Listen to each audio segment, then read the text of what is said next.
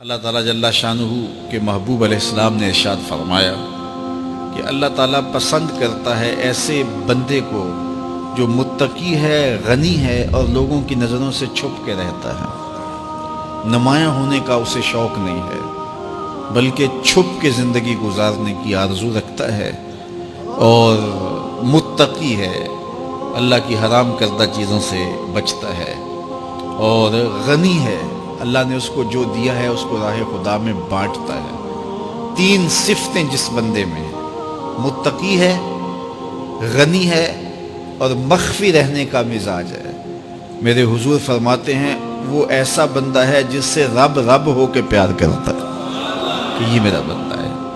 تو اپنی زندگی گزارو تقوی کے نور سے، زندگی گزارو خلق خدا کو بانٹتے ہوئے بسر کرو، جو تم کو اللہ نے دیا اس کو بانٹ دو لوگوں میں۔ اور تیسری خوبی کہ لوگوں میں نمایاں ہونے کا، آج کل تو جب سے یہ سیلفی آئی ہیں تو اس شوق کو تو مہمیز لگ گئی ہے نا، یہ تو شوق آسمانوں پہ جا کے چڑھا، ہر بندے کو نمایاں ہونے کا۔ آج تو عمرے بھی کیش ہوتے ہیں، طواف بھی کیش ہوتے ہیں، نمازیں بھی کیش ہوتی ہیں، سجدے بھی کیش ہوتے ہیں، اور انتہا ہو گئی رسول اللہ کے در پہ جو حاضری ادب والی تھی وہ بھی کیش ہو رہی ہے۔ تو اس نے نمائش کے شوق کو آسمان پر پہنچا دیا۔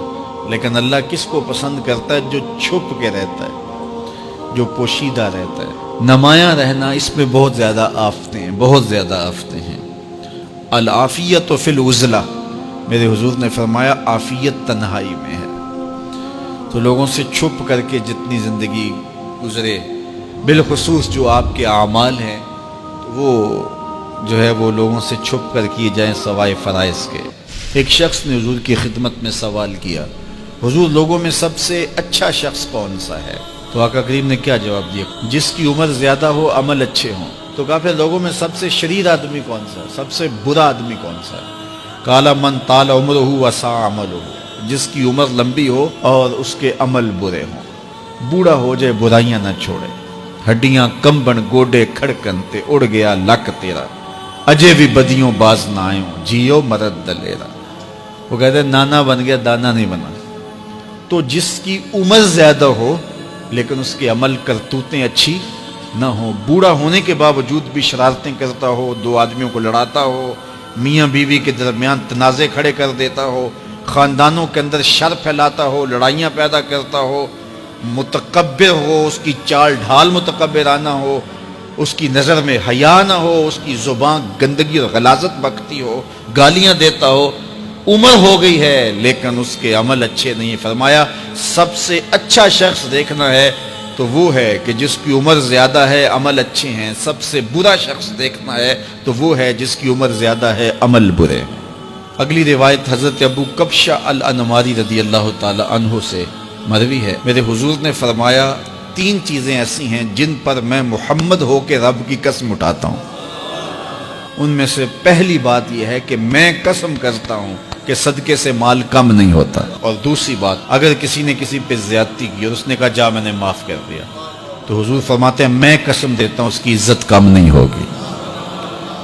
ہو سکتا ہے کوئی شریک کہہ دے اور ڈر دے معاف کرتا ہی، کہا وہ کہہ دے، لیکن میں محمد قسم دیتا ہوں کہ عزت کم نہیں ہوگی، میں رب سے عزت لے کے دوں گا اسے۔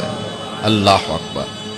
تیسری بات، جب کوئی شخص سوال کا دروازہ کھول دیتا ہے، مانگنے لگ جاتا ہے، تو میرے حضور فرماتے ہیں میں قسم اٹھا کے کہتا ہوں اللہ اس پر محتاجی کا دروازہ کھول دیتا ہے۔ جو مانگنے لگ جاتا ہے پھر مانگتا ہی رہتا ہے۔